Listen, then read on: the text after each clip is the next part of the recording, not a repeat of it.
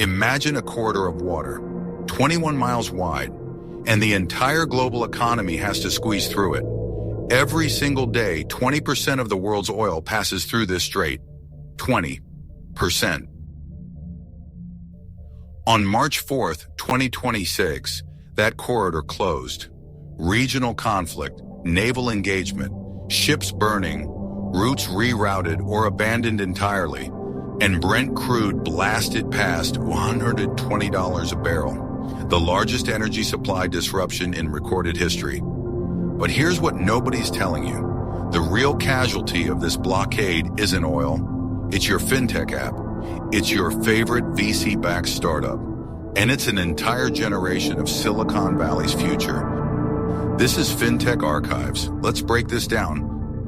Because on the surface, oil and fintech have nothing to do with each other, but underneath, they're connected by a chain of dominoes. Domino 1.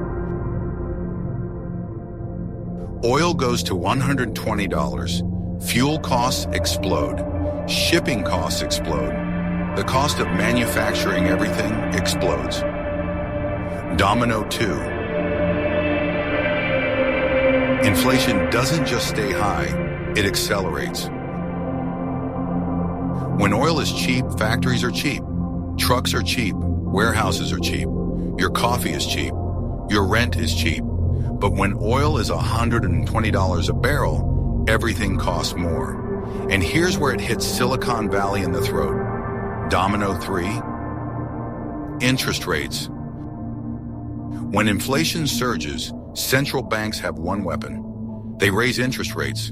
And when interest rates are high, borrowing money becomes brutally expensive. Think of it this way. In 2021, a startup could borrow $10 million and pay back 11. Today, they pay back 15, 16, maybe more. That's not a rounding error.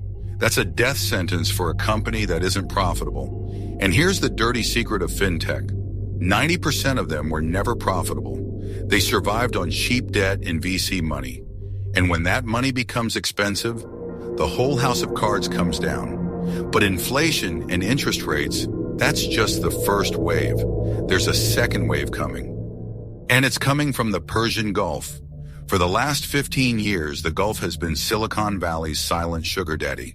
Saudi Arabia, the UAE, Kuwait, Qatar.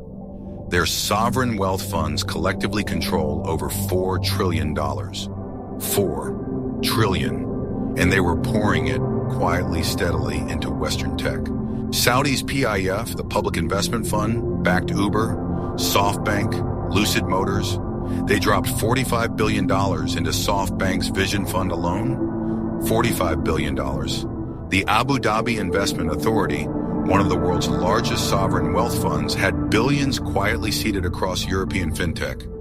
Revolut, Klarna, Wise, N26. All of them, at some level, touch Gulf money. Now that tap is turning off, because when your country is at war or preparing for war, a payment app in London is not your priority. The Gulf states are now redirecting capital at a scale that hasn't been seen since the Cold War. Defense contracts, domestic infrastructure, energy security.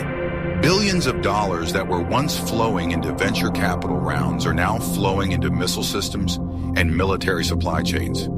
That's not rhetoric, that's capital allocation. And for the startup ecosystem, it's a cliff edge. Historically, when Gulf sovereign wealth funds pull back, the downstream effect on venture capital is immediate.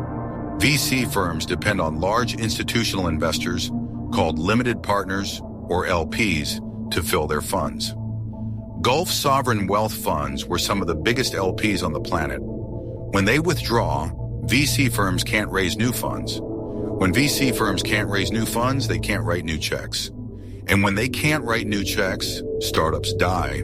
It's not complicated. It's just brutal. So what does this actually look like on the ground? Let me paint you a picture. It's early 2026, a fintech startup in San Francisco. They raised a Series B, $30 million, 18 months ago. It felt like the future. Now their runway is 9 months. They need to raise a Series C. But their lead investor, a mid-tier VC firm that took Gulf LP money, just told them, "We can't lead this round. Not we won't. We can't. The fund is frozen." This is the new reality across the startup world. Down rounds. Companies that were valued at $1 billion are being recapitalized at $300 million. Founders are having their equity wiped out. Early employees are watching stock options go underwater. And the layoffs. God, the layoffs. In the first quarter of 2026 alone, the tech sector has shed more jobs than in any comparable period since the dot-com crash. But here's what's different this time. In 2000, companies collapsed because the technology didn't work. In 2026, companies are collapsing because the economics don't work. And that distinction matters, because the companies that are surviving this purge, they're not the ones with the best product. They're the ones with the lowest burn rate. The ones who replaced entire departments with AI, customer service, compliance, underwriting, gone, automated, cheaper. This is the Darwinian moment for tech. Only the leanest, the coldest, the most ruthlessly efficient survive. The rest quietly acquired for parts or simply switched off. Here's the part nobody in Silicon Valley wants to say out loud. This isn't a correction. It's not a cycle. It's a structural realignment. For 20 years, the global financial system was designed to pump cheap money into digital dreams. Low oil, low rates, abundant Gulf capital. That era is over. A maritime blockade 21 miles wide just confirmed it. The money isn't gone. It just moved. And the startups that don't understand where it moved, they're already dead. They just haven't been told yet. This is Fintech Archives. Subscribe, because the next shockwave is already forming.